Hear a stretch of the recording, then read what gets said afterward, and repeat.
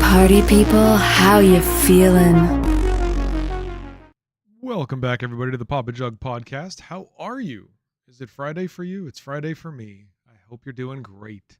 We've got a really interesting show tonight because what I wanted to talk about is something that we have briefly covered in the past, but this is from a new angle with new developments. We've also got a lot of fast facts to get through and a say what that got added hours ago. This seems to be a trend now. There's always something that happens on a Friday that has to get added to this show, and today is no exception. So let's jump right into it. Alrighty, fast facts up first. The world's largest, I forgot what it's called. There you go. Direct air capture plant has been opened by the Swiss company Climaworks in the country, and it is 10 times bigger than its predecessor Orca, which started running 3 years ago in 2021. What is a direct air capture plant? It is literally a series of structures that are built specifically to take greenhouse gases out of the atmosphere. So, it plans to transport the carbon underground where it will be naturally transformed into stone. So it's trying to take the bad stuff like carbon dioxide, take it out of the air through structures and the materials they're built out of, like concrete that absorbs CO2 and things like that. But there's also a series of fans and filters and all this other stuff. So it's really, really cool technology. And again, the company is Climaworks. This particular one is called Mammoth. And it strips out the carbon using chemicals. The carbon is then injected deep beneath the ground, and it is reused and transformed into solid products. I think this is really cool technology. I can't wait for them to do more of this. What I'm waiting for is, how do we do this at scale? And how do we do this profitably so that companies want to do it and it doesn't rely on government funding? So we have to figure out, like, what do we do with the carbon? What do we do with the oxygen? Splitting them as a whole, all of those things. We've got to do all of that. But this just opened recently in Switzerland, and it is run by a company called Climaworks, and they are making the air cleaner. I wasn't aware Switzerland had a problem, but apparently everywhere on the planet does. The air just sucks. So there's that. Well, the air is dirty, and this sucks the air. Yeah, that's it. Up next, Venom: The Last Dance, which will be the third Venom movie, will be the final Venom movie. Sony's Tom Rothman says that the third Venom movie will be the last in the franchise. The first Venom movie with Tom Hardy marked the beginning of Sony's Spider-Man universe, which had yet to include Spider-Man himself.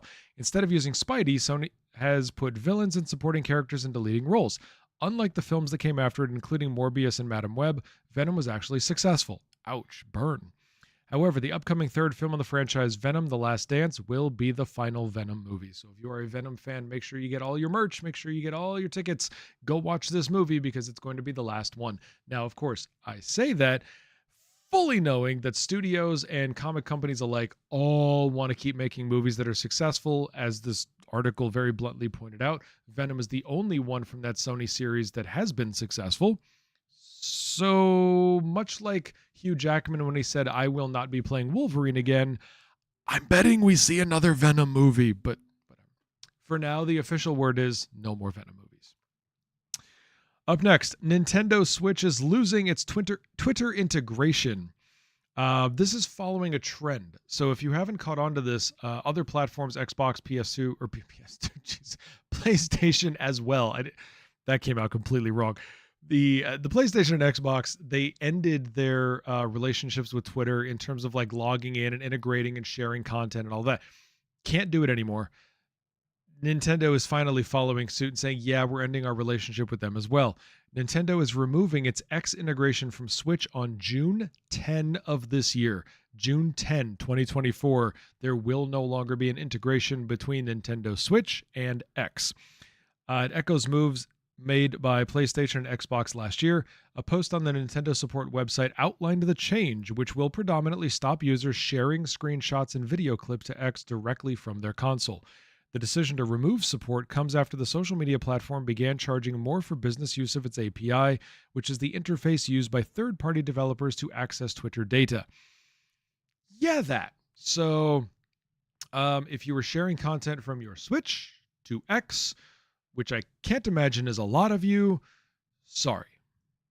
You have to export it somewhere else and then send it to X. I don't know why you would. Anyway, not important. Moving on. Microsoft is closing Redfall and Hi-Fi Rush Studios, among other cuts. 3 studios will close and a 4th will be reassigned, which means 4 studios will close. Well, I didn't understand why Polygon wrote that subhead. 3 studios will close and a 4th will be reassigned. When the 4th is reassigned, guess what happens to it? It closes. So 4 studios will be closed. So stupid. Microsoft is closing 3 Bethesda studios: Redfall developer Arcane Austin, Mighty Doom developer AlphaDog Studios, and Hi-Fi Rush developer Tango Gameworks. A 4th developer, which is support studio Roundhouse Games, will have all staff reassigned to a new team. That means Roundhouse is going to close. Xbox Game Studios leader Matt Booty announced the news to staff in an email Tuesday, citing a reprioritization of, quote, high-impact titles, according to IGN.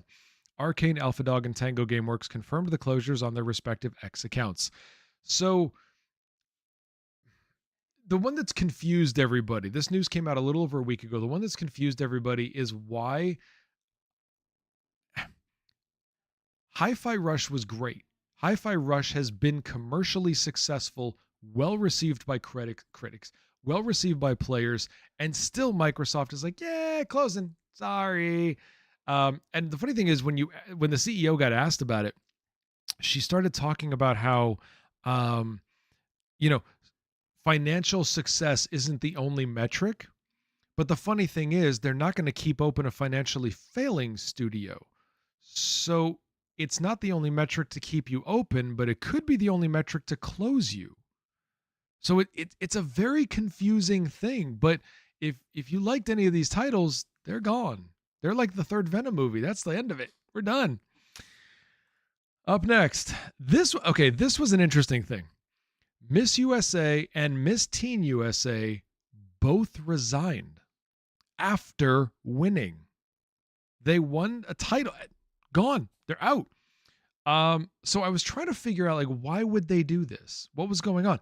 When Miss USA resigned, she resigned sort of citing mental health. So she talked about the views of the organization no longer aligning with hers. And then she said for her mental health, she's going to resign. Okay, interesting.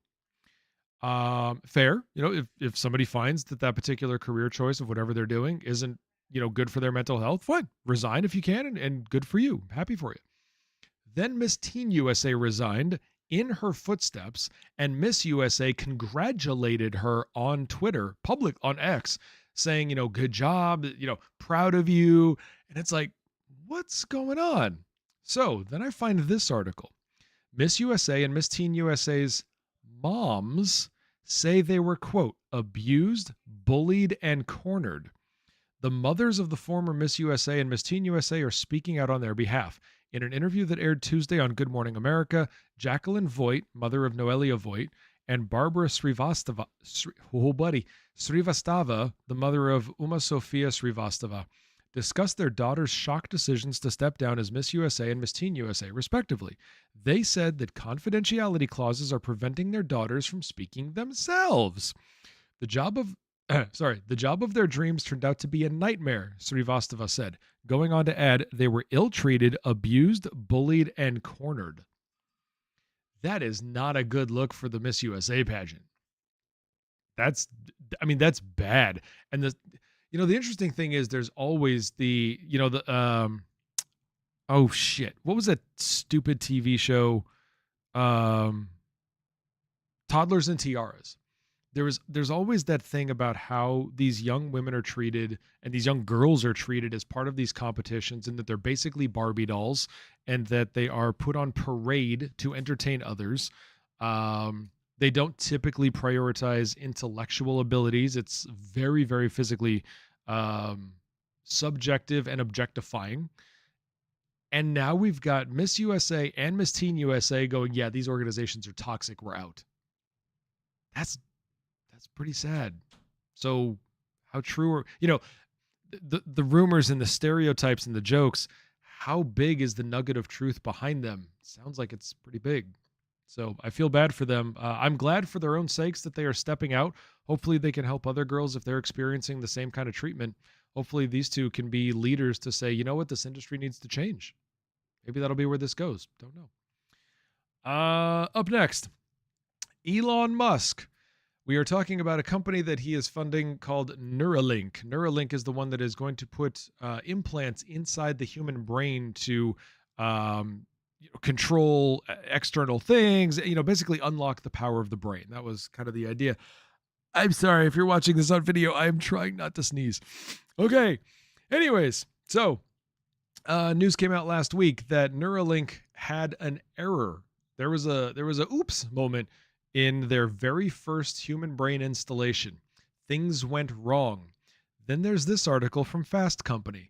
Neuralink knew their brain implant wires had issues for years. Trials continued anyway. It is common for issues to arise during the animal and clinical testing phase of a medical device, such as the Neuralink implant. Neuralink's disclosure last week that tiny wires inside the brain of its first patient had pulled out of position is an issue the Elon Musk company has known about for years, according to 5 people familiar with the matter. The company knew from animal testing it had conducted ahead of its U.S. approval last year that the wires might retract, removing with them the sensitive electrodes that decode brain signals, 3 of the sources had said. Neuralink deemed the risk low enough for a redesign not to be merited. Neuralink is testing its implant to give paralyzed patients the ability to use digital devices by thinking alone, a prospect that could help people with spinal cord injuries. Obviously, the application, why the author decided that was going to be the end of it. Oh, but I'm sorry, this was by Reuters, not by Fast Company. It's from Reuters. But why the author decided to stop with could help people with spinal cord injuries. It could help everybody. If you only need to think about something and then it will happen, or it will enable, or it will turn on, or it will whatever the hell it's going to do. That's obviously bigger than just spinal cord injury patients. That's every human. That's everybody with a functional brain. That's people with dysfunctional brains. You could use the exact same technology with, in my limited knowledge, minor alterations to repair dysfunctional brains. But that's a different issue. Anyways, so yeah, Neuralink knew that there were problems. The problems happened again in a real human this time, not just the animal testing. And they didn't care. So we'll see what happens next. I will say, for all of the crap that I have given Elon Musk for his racism, his elitism, his terrible management style, the way he treats people, for all of the criticism he's deserved, I do hope that the technology that Neuralink is trying to do, and other companies, in that industry, I do hope it is successful. This is the kind of stuff that can repair what we have always considered unrepairable in humans. This is the kind of stuff that can open doors for people that have had doors slammed on them in terms of their capabilities and opportunities. I hope it gets better. I know it will. These are just the bumps in the road along the way. So I can criticize Elon Musk all I want, but the tech, the idea, the concept that this can do needs to continue being explored. It's going to require more science. It's going to require more experimentation, but it's a good thing. And we just need to get through this tough part because every scientific advancement has had struggles. And finally, in our fast facts, Valve might have sprung a leak. There are now rumors based on leaked information and images that Valve's next game is rumored to be a 6 versus 6 hero shooter called Deadlock. Alleged leaked screenshots suggest that Valve is making a competitive third-person shooter. A handful of screenshots supposedly from Valve's next big game, allegedly a competitive shooter called Deadlock, appeared on 4chan and X yesterday. The word from multiple dedicated Valve sleuths on Twitter is that Deadlock is... Where did this go? There it is. Deadlock is a 6v6 third-person shooter that takes inspiration from Overwatch, Team Fortress 2, and Dota 2. The most confident descriptions of Deadlock are coming from Gabe Follower, a Valve-focused content creator. Quote, 6v6 battling on huge maps with 4 lanes, usable abilities and items, tower defense mechanics, fantasy setting mixed with steampunk, magicians, weird creatures and robots, fast travel using floating rails, similar to BioShock Infinite. If that sounds like your cup of tea, stay tuned to Valve because it looks like they're coming up with a game that you are going to enjoy. If you enjoy Valve content, you're definitely going to enjoy this one because it seems like it's exactly what they create in the way that they create it and should be a lot of fun. We'll see what happens. Let's move on to Say What? What does the fox say? Something stupid. Quote, Mr. Combs vehemently denies these offensive and outrageous allegations. End quote. That was from Ben Brafman, an attorney for Sean P. Diddy, whatever the hell his name is today, Combs. He gave that in a statement to CNN the day that Cassie Ventura filed her lawsuit against Diddy. And Diddy was very innocent. No, he has never done any of these terrible things, and people are trying to assassinate his character. Oops, today, hours ago, the security camera footage from the hotel years ago leaked to CNN. You can see Sean P. Diddy, whatever the hell his name is today, Combs, beat his girlfriend, drag her down a hallway, kick her, throw glass objects at her. I'm sorry, what did the attorney say? Let's go back to that part. That was really fun. He said, oh, that's right. Mr. Combs vehemently denies these offensive and outrageous allegations. Oops. Maybe. If there's video evidence of it, you should be a little less forceful in your denials. Free tip. I didn't get my law degree, but I think somebody should have told this lawyer that because clearly he's really good at the law and really terrible at PR. When the evidence is going to contradict what you say, don't do that. Stupid. See, what does the intro say? What does the fox say? Something stupid. Ben Brafman said something stupid. And Diddy has said similar stupid things throughout this entire ordeal over many, many years. Remember, this is the same guy who just a couple of months ago had his house, more than a couple of months ago, but had his houses raided by Homeland Security because he's under investigation for sex trafficking. Yeah, holding people against their will for the purposes of sexual exploitation. Those are the allegations against him now. And I'm sure his attorney is going on again and again, talking about how he denies these offensive and outrageous allegations. I bet there's evidence. Just saying. Oh, yeah. So this is when he settled his lawsuit from the ex-girlfriend. Quote, his attorney said, a decision to settle a lawsuit, especially in 2023, is in no way an admission of wrongdoing. Mr. Combs' decision to settle the lawsuit does not in any way undermine his flat-out denial of the claims. He's happy that they got to a mutual settlement, and he wishes Ms. Ventura the best. He didn't wish her the best when he was punching her and kicking her and dragging her down a hallway. That wasn't the best for her, but he wishes it for her now. Aww. Can you feel the love tonight? No. Men, do better. Stop making us look stupid, please.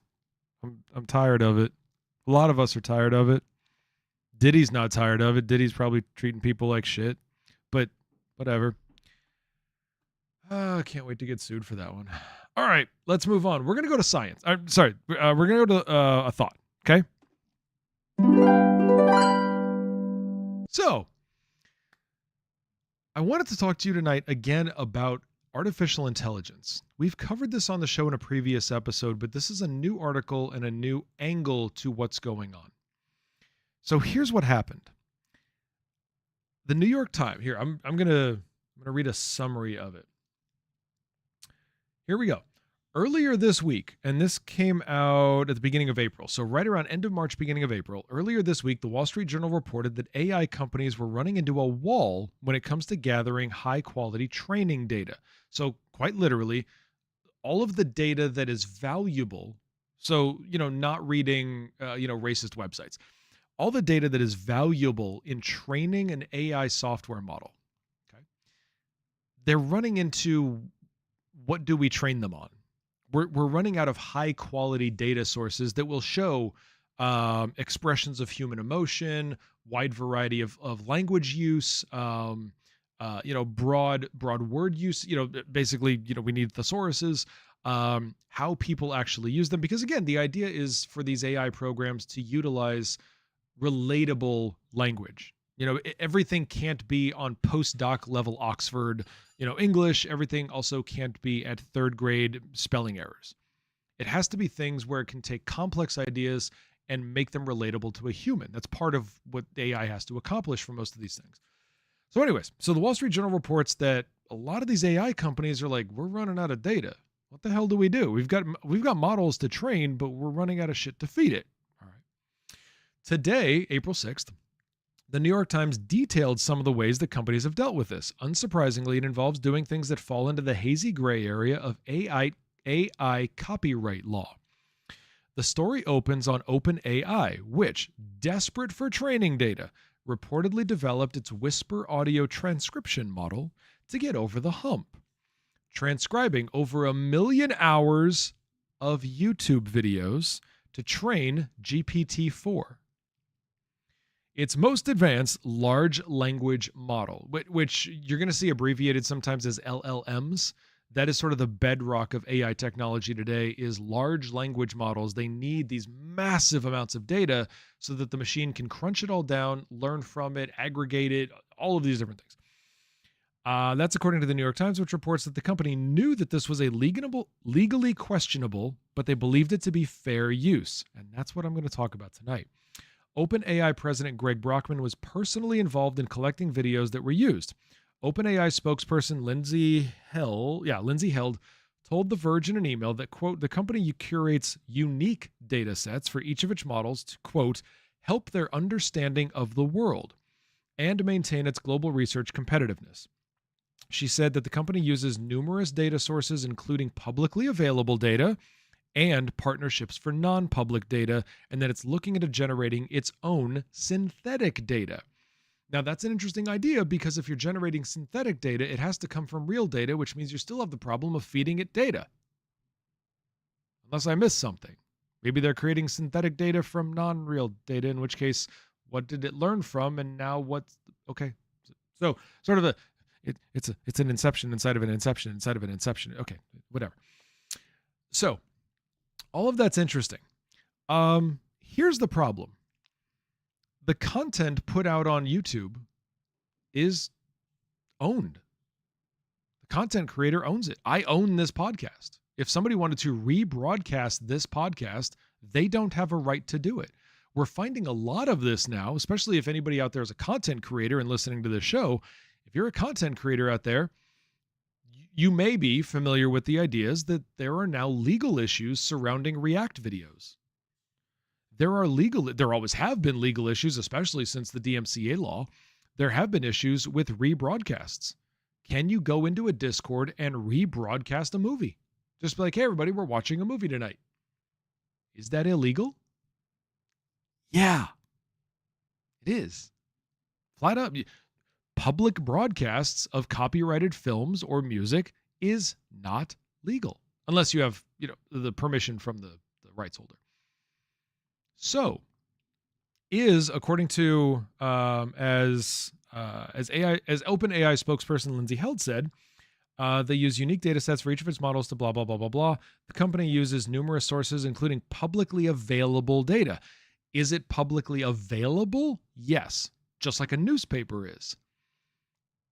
But the newspaper owns the articles in the paper.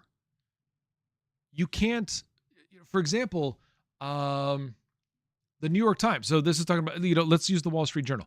The New York Times and the Wall Street Journal. The Wall Street Journal can publish an article about a topic. The New York Times doesn't have the legal right to literally copy that article, put it in their own publication and say, well, it's publicly available. It's there. Like, we found it on a street corner, or even better, we paid $1.50 for it. So now it's ours. No, you can't do that. So there are significant legal problems, and I'll explain how we know that OpenAI knows it too. There are significant legal problems with an AI company going to publicly available data to learn versus publicly usable data. if something has a maybe some sort of a Creative Commons license, or if it is open sourced and it literally just legally was like, yep, if you want to use this for learning, go use it. Great. That's legal. That's fine. But there is a legal difference between publicly available data and publicly usable data.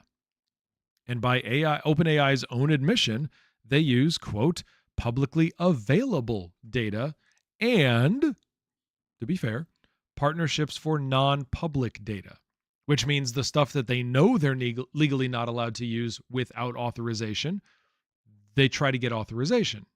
Okay, that's fine. Here's the issue.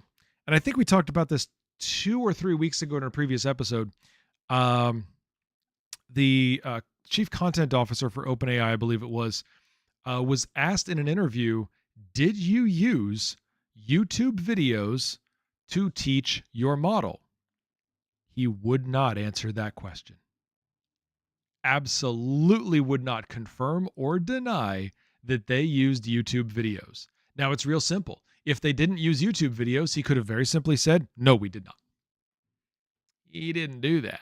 He avoided the question completely and went on this tangent about data and information and how they teach and what the model needs to learn and blah, blah, blah, blah, blah. But simple question, did you use YouTube videos to teach your model? Could just say no. Like, nothing's stopping you from just saying no. Oh, that's right. The truth is stopping you, because if you say no in that interview and then in court you have to say yes, that means you lied. That means somebody gonna sue you. Bad day. So there's that. Now, I want to give an example here. And then before that, when that example is over, I'm going to talk to you about how these things learn. I have a question about all of this. And I'm really curious what the difference is for humans versus the technology that is intended to serve humans. If you are familiar in the world of art, you have probably heard of an artist named Renoir. Pierre-Auguste Renoir. Renoir is one of the towering figures in art history of the last millennia. Very famous. Let me give you a little bit of a background. Pierre-Auguste Renoir was born on February 25th, 1841 in some city of somewhere and grew up in Paris. It's a French name, and I'm not going to bother pronouncing it because I will screw it up. He worked as a commercial artist. Pay attention to this part. He worked as a commercial artist for several years and copied at the Louvre before entering whatever school that is in French. I don't know. École des Beaux-Arts. But I'm anglicizing it. École des Beaux-Arts. Great. I fucked that up too. He entered that school in 1862 to study for 1 year with Émile Signol and Charles Gleyre. Why I picked a French artist, I don't know. I should have picked Van Gogh. No, then I'd be speaking Dutch. Never mind. At the other guy's private studio, he met Frédéric Bazille, Claude Monet, and Alfred Sisley, who joined him in plein air painting. Okay. Let me be very clear about what I just told you because I said it terribly. He worked as a commercial artist for several years and copied at the Louvre. The way Renoir learned was by copying other artists. Sound like any AI models you know? Renoir learned by being a commercial artist for several years and copied at the Louvre before entering the school in 1862 to study for 1 year with other artists. At their private studio, he met 3 other artists who joined him in creating art. So, he learned by studying those who came before him. Interesting. Sound like an AI model you know? Here's what I'd like to know. What's the difference? Renoir sold paintings for profit, made a living, and in order for him to do his job really, really well, he had to learn from artists who came before him. In order for OpenAI to give us information, it had to learn from people who gave information before it. What's the difference? They're both commercial ventures. They're both intended to make money. They both had to do things based on the work of others before them. Renoir was not the first person to put a paintbrush in the color blue and paint a sky. Does that mean he stole the idea of blue painted skies? No. Or does it? I don't know. That's why this is so confusing to me. I do have an issue. I get it. As a content creator, I especially get it. As somebody who for the last 20 plus years has made unique ideas for corporation. That's my job, people. I do that for a living. My job is to put my creative genius to work for the profit of others. Guess what I had to do before I could do that really well? I learned from people who did it before me. What's the difference? I understand that you need to protect things. I understand that people have a right to retain ownership and control of their work. But if the work isn't being copied, but is simply a source for learning, that's not you didn't lose your rights, you didn't lose control, you didn't lose ownership. You're not the first person to paint the sky blue. You're not the first person to use paint. You're not the first person to use a brush. Now, the things that you do uniquely, perhaps that is more deserving of legal protection. And I mean enforced legal protection. I don't mean just conceptual. I mean, literally, if something goes south, you need the ability to say, yes, that is my work. You don't get to use it. But use isn't usually the issue. Copying is the issue. I can't. So, for example, like I said before, I can't So I'll use another content creator. Okay. So, for example, let's say I was a Fortnite content creator and I played Fortnite all the time. Okay. I can't rebroadcast a stream from Ninja, on Twitch. I can't simply take his stream, put it on my stream and say, look, everyone, be entertained and send me subscriptions. I can't do that.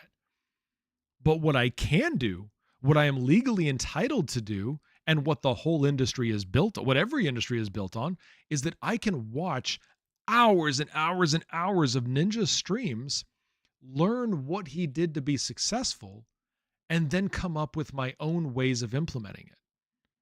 So I can learn, for example, that I'm going to step away from Ninja for a second.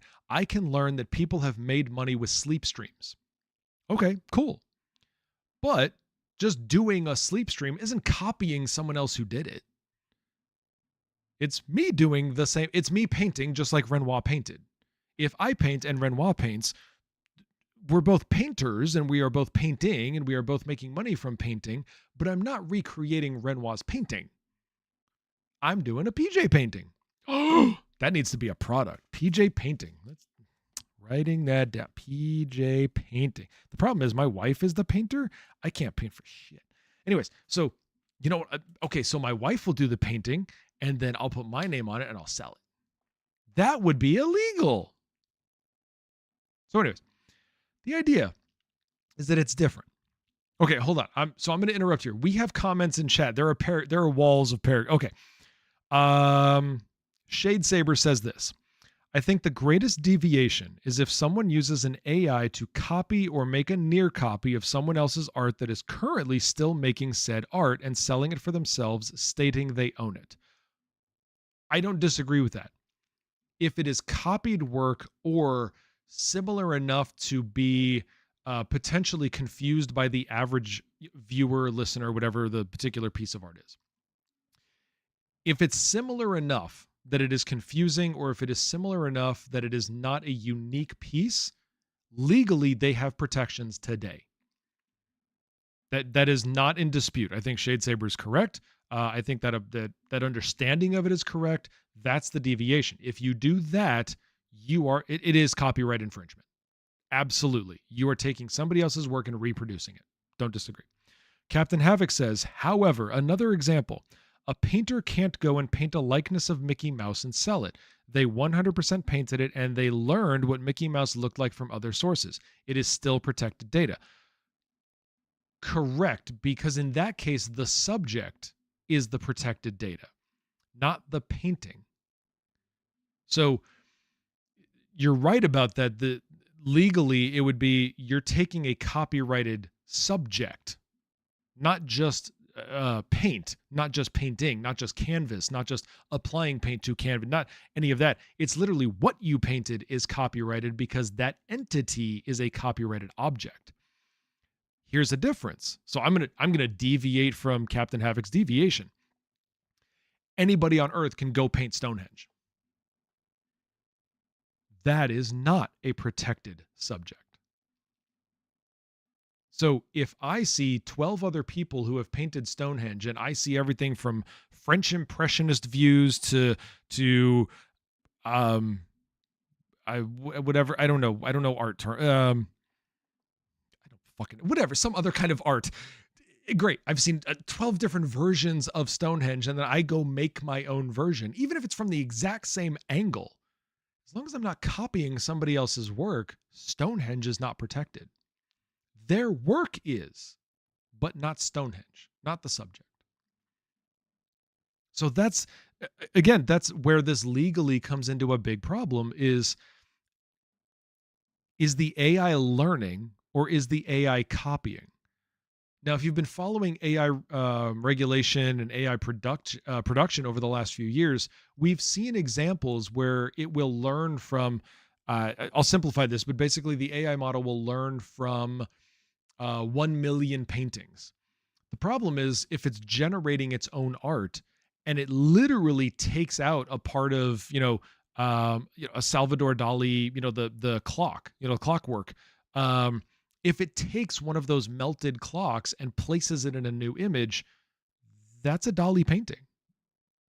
If it's like, nope, this is all the things I learned and I applied what I learned, you can apply what you learn, you can't reproduce what you learn. And that's where AI models have had to get better. And the AI companies know this. This is an industry that I watch very closely. I'm very interested in the tech behind it. I'm very interested in the regulation behind it. I'm very interested in the ethics behind it.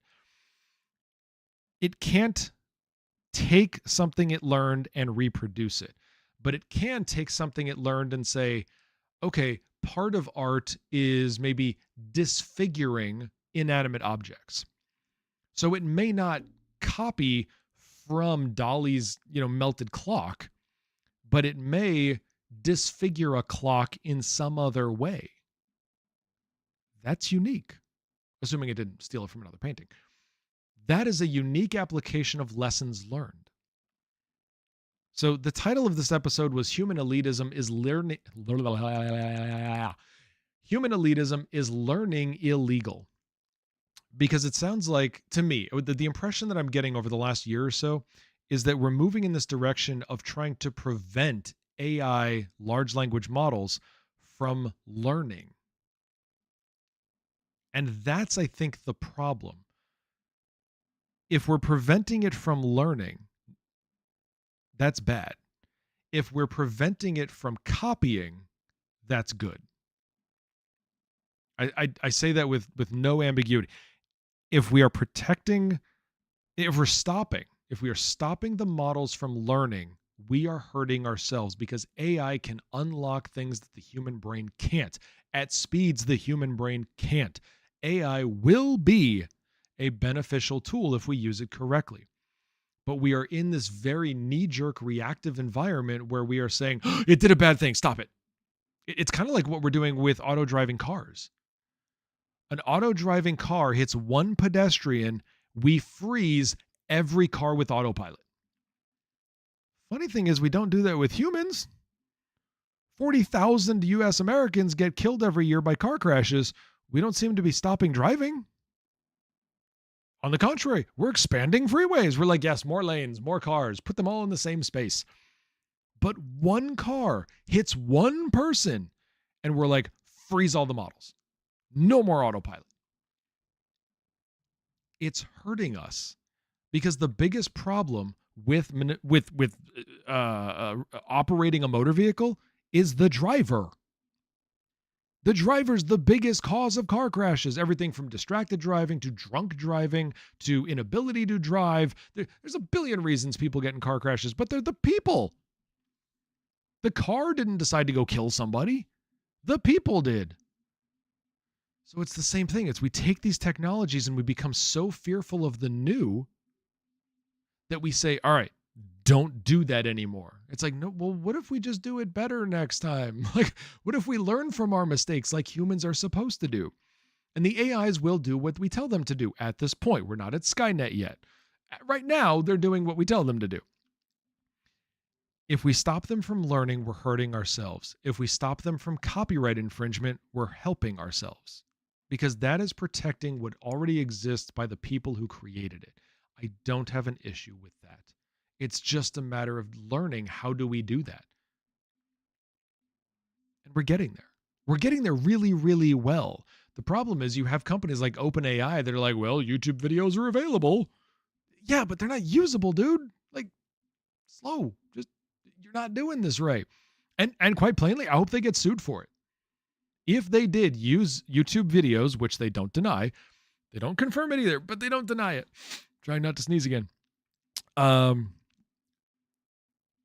They need to be sued. Or at least have a meeting with, the folks over at Alphabet and be like, look, we did your stuff. How would you like to settle this? There needs to be a penalty, because I would almost guarantee you their legal department at OpenAI was sitting there going, don't do this, don't do this, don't do this. But the tech guys were like, nah, we're doing it. Yeah. That's my guess. Those are my allegations. Those are my assumptions. So that was where I wanted to leave it tonight, was these are how these things are learning. And when you take a look at how humans have always learned and then how humans have applied, I don't see a big difference. We have the right to learn. We have the right to apply the lessons learned. We don't have the right to learn and copy. That's wrong. AI learns from YouTube. Now AI can only count to 5. Thank you, Captain Havoc. Thank you. That's a great. I might put that in the video description. So, anyways, that's the thought I wanted to leave you guys with tonight. I hope that you continue to think about this and what AI can truly do for us, because we do control it. What abilities and opportunities can it unlock? Much like the opportunities with Neuralink and other, brain implant devices or thought processing devices. They can do things for humanity that we have thus far been unable to do for ourselves or for each other, and it can help those who need it most. It can help us do great things to improve our society as a whole. But if we are so afraid of one thing going wrong, if we are so afraid of one misstep, we're going to stay locked in the dark. And I don't want that to be the case for my son. I don't want that to be the case for his son. Future generations deserve us having courage to make their lives better. And that's what we have to do. So I would encourage you, go have yourself a good morning, a good day, a good night, whatever it is for you. And I will see you on Monday on Twitch. See ya!